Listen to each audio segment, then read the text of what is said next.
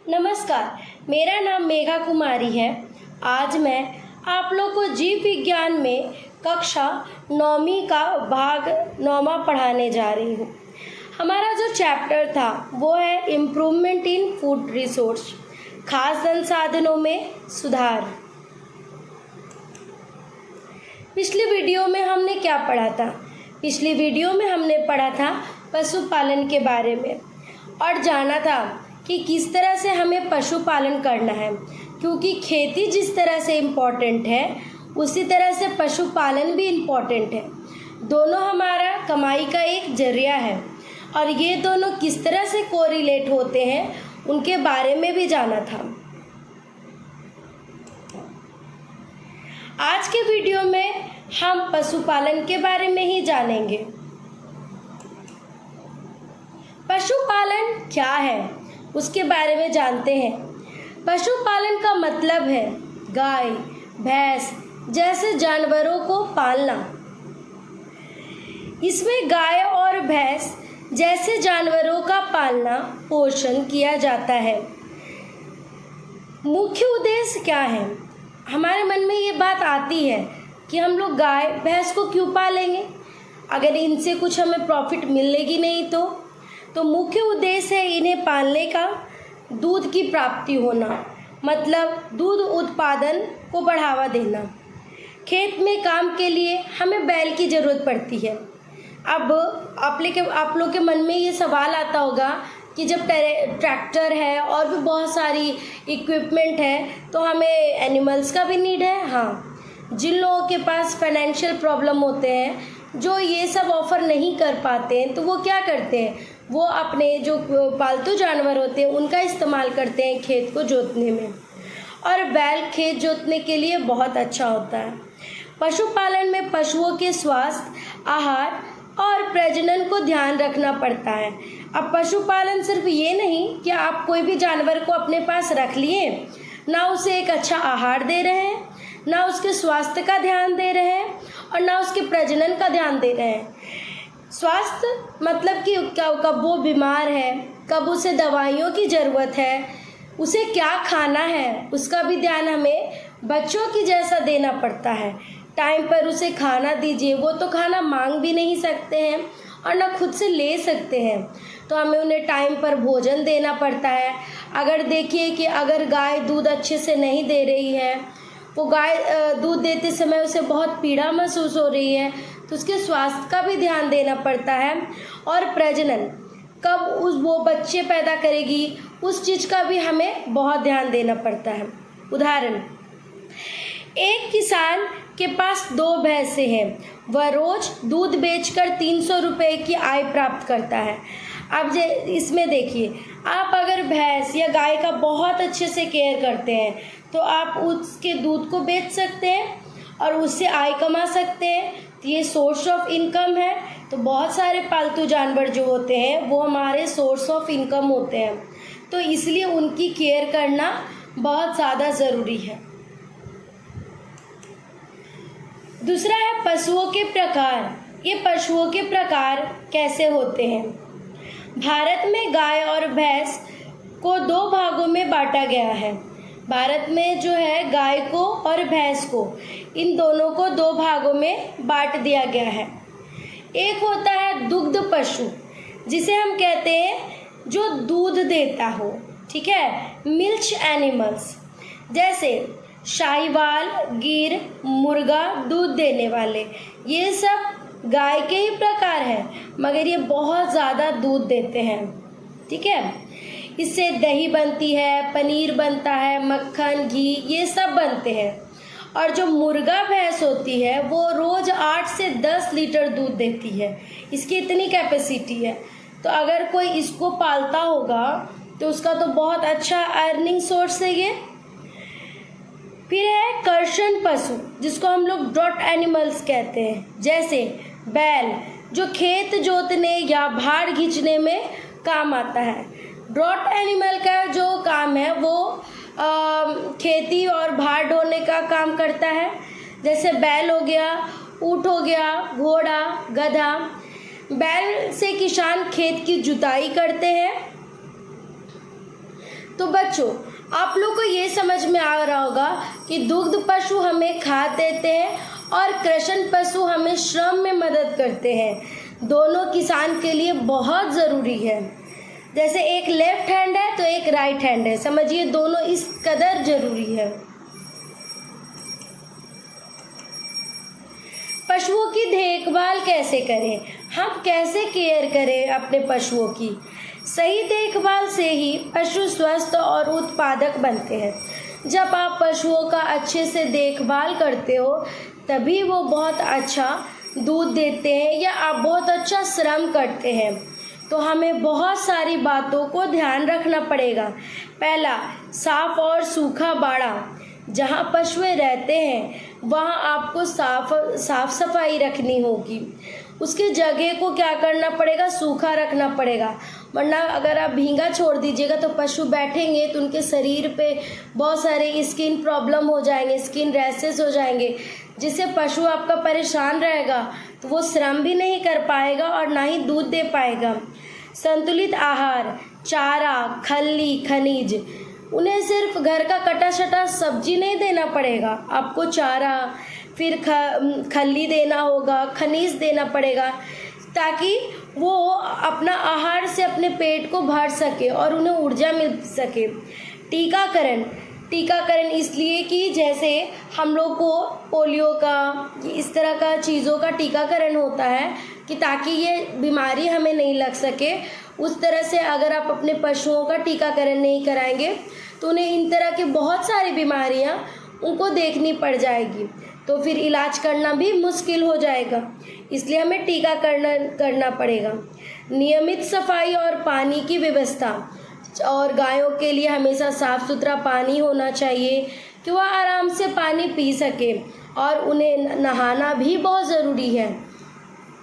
जितना गाय आपका साफ़ सुथरा और हेल्दी रहेगा वो उतना ही आपका मिल्क प्रोडक्शन ज़्यादा देगा। और बैल को भी अगर इस कदर आप साफ़ सुथरा रखते हैं तो वो श्रम में आपकी मदद ज़्यादा से ज़्यादा निभा पाएगा। अगर भैंसों को खुले गीले स्थान पर रखा जाए तो उसमें त्वचा रोग या थन में सूजन हो सकता है।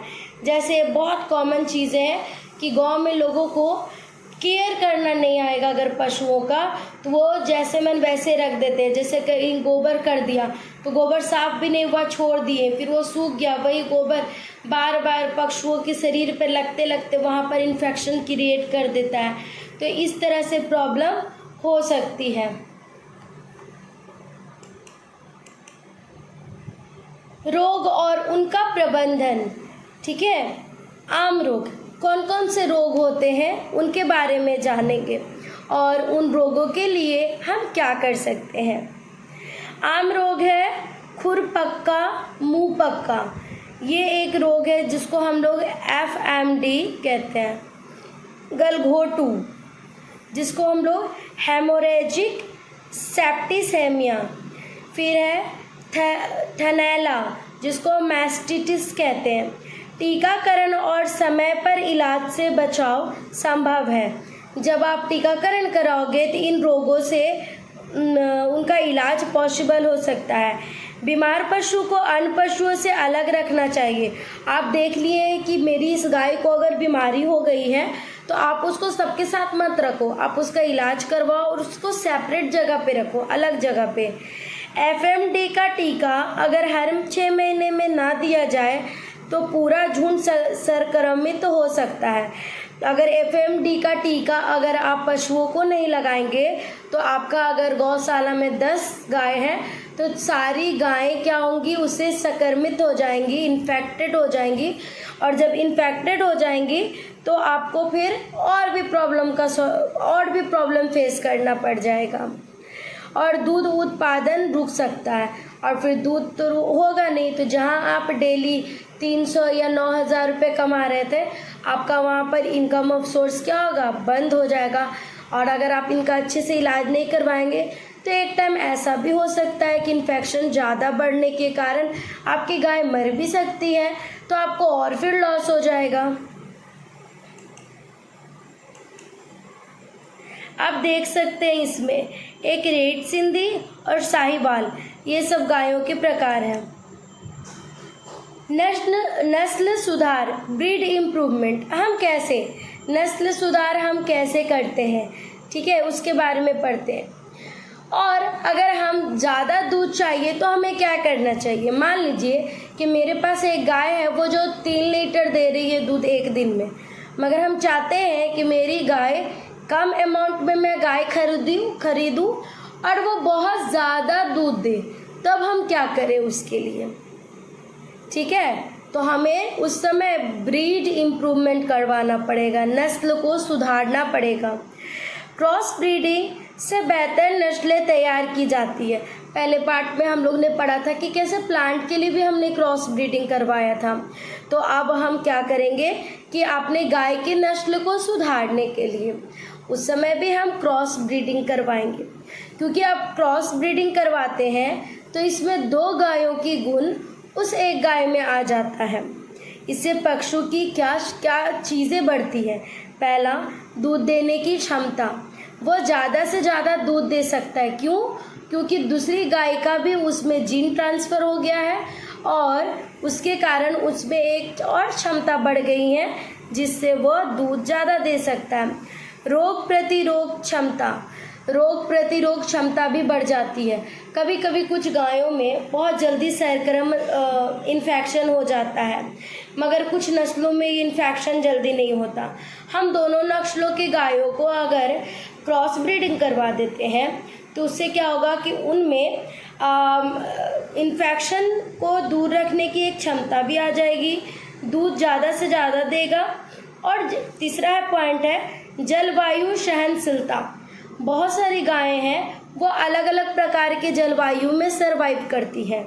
इससे हम क्या होगा कि गायें अलग अलग जलवायु में सर्वाइव कर पाएंगी, उनकी कैपेबिलिटी पावर भी बढ़ जाएगी। तो इस तरह से बहुत सारे नस्लों में क्रॉस ब्रीडिंग करवाया जा रहा है कि हमारा दिन पर दिन जो है कौ के प्रोडक्शन को भी हम सही कर सकें, उसके नस्ल को भी सही कर सकते। जर्सी गाय और देसी गाय को मिलाकर जो नस्ल बनी वह अधिक दूध देती है और गर्मी भी सह सकती है। जर्सी गाय और एक देसी गाय उतना दूध नहीं देती थी, ठीक है, और जर्सी गाय बहुत दूध देती थी। तो दोनों के नस्ल को मिला दिया गया, जिससे क्या हुआ कि उसमें क्या स्टेमिना आया कि वो गर्मी को भी सह सक रही है और ज़्यादा दूध ज़्यादा प्रोडक्शन भी कर सक रही है।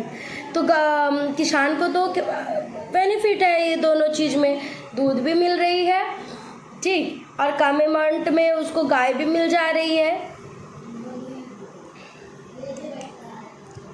याद रखने की कुछ बातें हैं जो हमें याद रखना है। पहला, पशुपालन से दूध और खेत के कार्य दोनों संभव होते हैं। अब देखिए, किसी के पास अगर पशुपालन वो कर रहा है तो ये तो हम जान ही रहे हैं कि उसको दूध भी मिल रहा है और खेत का काम, जैसे बैल ये सब है तो वो खेत जोतने का भी काम कर दे रहा है। तो पशुपालन से उसे तो बेनिफिट है ही है। देखभाल, आहार और टीकाकरण से पशु स्वस्थ रहते हैं। अगर जैसे आपका कोई बच्चा होता है तो आप उसको क्या करते हैं, उसके एज के हिसाब से उसको टीकाकरण करवाते हैं, उसको अच्छे आहार देते हैं। क्यों? कि बाद में मेरा बच्चा बड़ा होकर एक स्वस्थ और अच्छा बच्चा बन सके, जवान बच्चा बन सके। उसी तरह से गायों का भी हमें देखभाल करना पड़ता है कि गाय भी स्वस्थ हो सके और अच्छा हो सके। नस्ल सुधार से उत्पादन और लाभ दोनों बढ़ते हैं। जब हम नस्ल को सुधारते हैं तो गाय में बहुत सारी एक मैजिकल पावर कहो या कैपेबिलिटी कहो, वो आ जाती है और इस कैपेबिलिटी के कारण हमारी गाय ज़्यादा दूध देती है और वो टॉलरेंस भी कर सकती है, मतलब कि गर्मी में भी अच्छे से अपने आप को रख सकती है, अपने आप को सरवाइव करवाने योग्य बना सकती है। किसान की आर्थिक स्थिति को सुधारने में पशुपालन अहम भूमिका निभाता है। अब किसान जो सिर्फ खेती पर निर्भर रहता था और कभी कभी सूखा या कम बारिश के कारण उसे खेती में लॉस होता था, तो किसान क्या अपने पशुपालन के जरिए अपने दिन के खर्च को निकाल सकता है। अगर वह दोनों उनके बहुत अच्छे चल रहे हैं तो उनकी आय में वृद्धि हो सकती है और जिससे वो बहुत ज़्यादा और भी गायें खरीद कर उनसे दूध का प्रोडक्शन करवा सकता है। कुछ हमारा रिफ्लेक्टिव या कंक्लूजन पॉइंट्स है, उसको हम लोग डिस्कस करते हैं। अगर किसान केवल खेत करे और पशुपालन ना करे तो क्या हो सकता है? इसमें दूध, दही, मक्खन कहाँ से मिलेगा? आपके मन में ये प्रश्न भी होगा। बैल हो तो खेत कौन जोतेगा? अगर बैल नहीं होगा तो खेत कौन जोतेगा? तो आप लोग को इसको सोचना है, क्योंकि ये सारा जो कंफ्यूजन पॉइंट आपके मन में आ रहा है उसका हम आंसर दे देते हैं। ठीक है, अगर किसान केवल खेत करे और पशुपालन नहीं करेगा तो इसमें ये प्रॉब्लम हो जाएगा कि उनकी आय वृद्धि बहुत कम जाएगी और वो पशुओं का ध्यान रखना भी नहीं सीख पाएंगे। अगर कहीं बाढ़ आ गया, अगर सूखा आ गया तो किसान पूरी तरह से ग्रस्त हो जाएगा। ठीक है,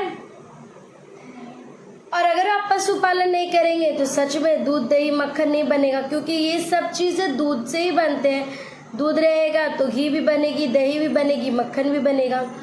अगर बैल नहीं होगा तो सभी लोग मशीन पे डिपेंड हो जाएंगे, और बहुत सारे ऐसे लोग हैं जिनकी आर्थिक स्थिति अच्छी नहीं होती तो वो मशीन नहीं अफोर्ड कर पाएंगे, तो उनकी खेती भी अच्छे से नहीं होगी।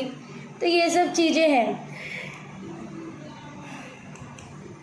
अगली वीडियो में हमने मुर्गी पालन के बारे में पढ़ेंगे कि मुर्गियों को कैसे पालें और उनसे अंडे कैसे प्राप्त करें। ठीक है, थैंक यू।